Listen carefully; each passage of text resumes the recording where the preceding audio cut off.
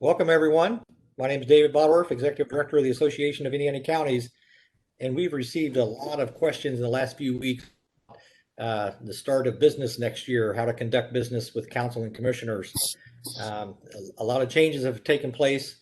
So we've asked John Brook, who's a former county commissioner in Delaware County and currently the county attorney for Delaware County, to help us out.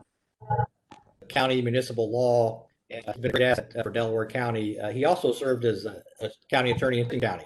So maybe one of the few attorneys who have served in multiple counties. So we're fortunate to have him with us. And we're going to start off with John. And John, I know the question we've been getting recently is there anything prescribed in statute that how the meeting is supposed to begin for the first transaction of business in January for commissioners and council? David, thank you for having me. I really appreciate it. I look forward to this. And in answer to your question, there's nothing in the Indiana statutes which set forth a procedure on organization of the Board of Commissioners or the County Council. That's up to the local rules and local traditions of the county. In the counties that I've been the county attorney for, or actually served on the board, the first meeting of the year usually starts off, at least in one county, with the former president from the prior year starting the meeting, opening the meeting, doing the pledge, and then asking for nominations for position of president. I've also, in Delaware County, they generally have the auditor open the meeting and ask for nominations for president, and then a vote on president, and then the incoming president takes over. If neither the president or the vice president are at the organizational meeting, then it would probably be wise to have the auditor, who serves as the secretary for the Board of Commissioners, to open the meeting and ask for nominations for president. Right. And I think same thing for the county council too. They act as the clerk to the county council. So same scenario there. I think it's appropriate, but not required, that the auditor open it, or the current president or vice president from the previous year. So that's that goes for the county council as well. I agree. Yeah. So, all right. Thanks. Hey, John, I know you and I have talked quite a bit about, a lot of counties like to keep their business meetings informal. And I'm sure the people who show up at the meetings appreciate that, but it can definitely lead to long meetings and sometimes heated meetings. So we've been recommending to counties that they adopt written policy as far as accepting public testimony and the decorum of the meeting. I know Delaware County has some written documents pertaining to that they usually adopt at the first meeting of the council or commissioners. And one of the reasons we want to invite you so that you could review some of those with us. So I'll turn it over to you and let you tell some of the stories perhaps of why that written policy is needed. I've been an attorney for 36 years. I've been representing municipalities for about 35 of those 36 years. And over those 35 or 36 years, I've seen a real change in the way meetings are attended and the way people are interacting with the various boards and commissions. Sometimes and most of the time it's been very pleasant. Most of the time it's been very cordial and informative. But sometimes it gets a little out of hand.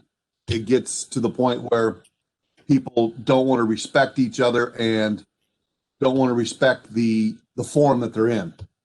And so I've recommended to all of my municipal clients that at the first meeting of every year that they adopt what I call rules of decorum, something that specifies that if you're going to interact with the commissioners or whatever board it is, that it has to be respectful. You have to be cordial, you have to be germane, and that you have to conduct yourself in an appropriate manner. And also limit the time in which people can speak, because I've also noticed that sometimes some people can ramble on for 20, 30 minutes about a topic that they start repeating themselves. So I've recommended that the commissioners and the council follow Indiana Code 36-2-4-10, which allows the county executive or the county fiscal body to adopt rules for the transactions of business at its meetings. That's the statutory basis for having these rules of decorum. And then once you have that statutory basis, then you adopt a resolution every year, which sets forth the parameters for not only public meetings, but also public hearings. Sometimes public hearings can get out of hand. And so it's up to the chair of the meeting to make sure that it stays on task and moves forward in an orderly and proper manner. The public access counselors indicated that at public meetings, the public has no right to speak, but virtually all of municipalities and governmental entities allow some time for the public to speak, which is a good thing. But it should also be in an organized and orderly manner. So I've adopted, or I've had authored and have prepared for the my governmental entities a resolution that sets forth rules of decorum. Everybody's going to be cordial. Everybody's going to be respectful. Everybody's going to operate in good faith. You sign up to speak in advance in the public meeting so that you are there. You can always waive your right and not speak. That's fine. You're limited to 3 minutes for your topic. If you're in a public meeting, you have to speak about, there you go. You adopt the rules of order and you just talk about the topic at hand. It's been my job as the attorney for the county commissioners that I'm the timekeeper. And I let everybody speak their 3 minutes. And if they're getting close to winding up, then they go over 3 minutes. I give them that latitude. But if it looks like they're going to launch into another topic, then that's when I let them know that the time limit's up. This is a great tool.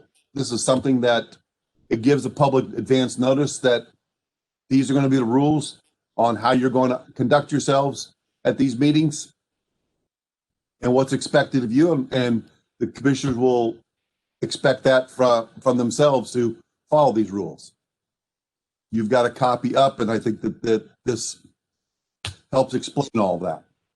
Yeah. And we'll make this available on our website so that everybody can download it and adapt it to their county if they choose to do so. But you know, you may not think there's going to be an issue in which you need this type of formality, but believe me, if it's better to have something written down before a controversial issue becomes before the commissioners or council. And it could be, you know, an increase in the income tax rate that drives a lot of people out to a council meeting, or it could be a planning and zoning issue that drive people to the commissioner meetings. We're seeing a lot more requests for solar and wind development in Indiana, and that tends to turn out a large number of people. So having something written down like this, really you can adopt this at your organizational meeting or anytime afterwards so that everybody knows what the rules are when they show up to the meeting. It can really be a benefit to you. And the other challenge that may be forthcoming here, as counties and cities and towns have had some meetings held remotely or through technology, that you should also have a written policy as to whether or not you're going to allow people who aren't actually at the meeting to testify somehow over the internet. So that's something else you should consider, and maybe plan on adopting a policy with that. But I'll just tell you, you have to be careful about that, because an issue like wind or solar not only gets bigger than the county, it can get bigger than the state. You may have people sign up from out of state who want to testify at your meetings. So having a written policy about remote testimony, I think, is critical going forward. Oh, absolutely. Absolutely. The first time that I experienced this when I was in office, and it goes, but we had a 300-person meeting to discuss smoking bans back before the state made their changes. And so that got people worked up. And I've seen it with wind and solar coming along. So I agree. Yeah. Thanks. The other issue, again, we just really want to encourage counties to adopt these written policies. It'll just help you going forward. And the other policy you need to adopt is how you're going to conduct business, as far as the chair accepting motions, who can second a motion, and those type of issues. And, with the pandemic, more counties, council and commissioners have been meeting through technology. And so we expect that to continue for several months, and there may be some statutory changes that come along with that as well. But that's something else you have to consider if you're going to allow members of the board to participate remotely. Our taxpayers going to have that same expectation that they can participate remotely as well. So again, you need to have these written policies, I think, that could help cover you in the future. I agree. Under Robert's Rules of Order, a small board, a motion can be made by anybody, including the chair. And since the Board of Commissioners is only 3 people, the rules allow for the chair to make motions if they so choose and or second the motion. Much larger boards, the rules say that the chair cannot make motions or second, but in small boards, they allow the chair to do that.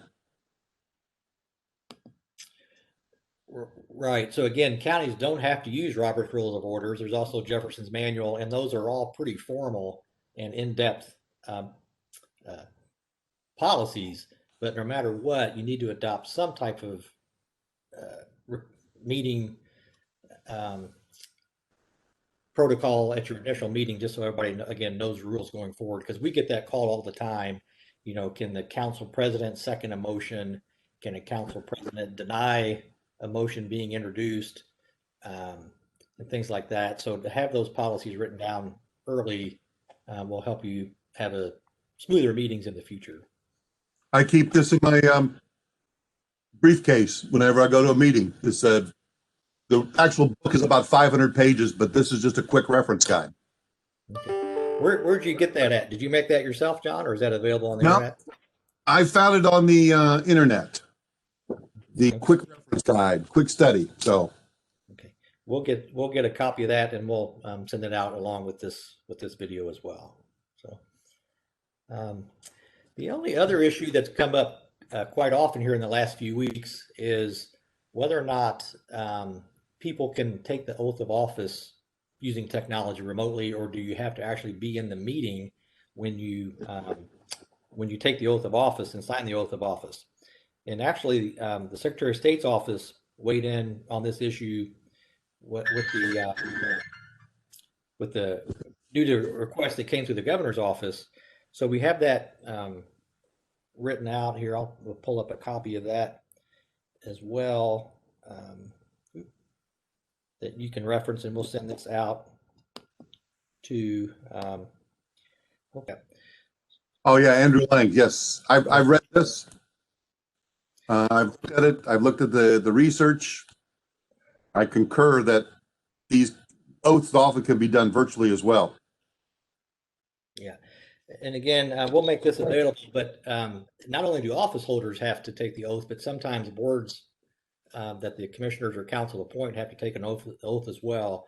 So using technology can make this much more efficient, and obviously allow people to socially distance and keep people from having to gather to take these oaths. So if it's something your county wants to do, this is certainly an option that we feel like is a welcome opportunity and should be used whenever a county feels like it's appropriate. So, but we'll make that available. So. But again, I don't have too much else. Join us on the WebEx here is Dustin Renner. Dustin is our newest employee. He'll be joining us January 1st, and he's currently the Chief Deputy in Bartholomew County Clerk's Office. So he'll be handling a lot of election issues for us, clerk's issues, and we look forward to having him come on board. So, but that's all I had. John, anything else to conclude this? No, I appreciate the opportunity. I know that the conduct of meetings is very personal to every board and commission, and that everybody does it differently. Having a basic outline or some rules of decorum is important for everybody, and it's up to the chair to make sure that everybody follows those and allow the people to have their say as much as possible and as much as they want. it makes for a better process of government. Well, thanks again for sharing your expertise with us. And again, we just wanted to have this opportunity to talk about this issue, to put this recording out for all the new council commissioners and auditors to review, and hopefully they've got some good ideas out of this that they can adopt to make sure their 2021 meetings run successfully and efficiently. So thanks, everybody. Have a great New Year's. And if there's anything we can do to help you, you can always contact us at the Association of Indiana Counties. Thanks, and have a great New Year. Thank you. Happy New Year.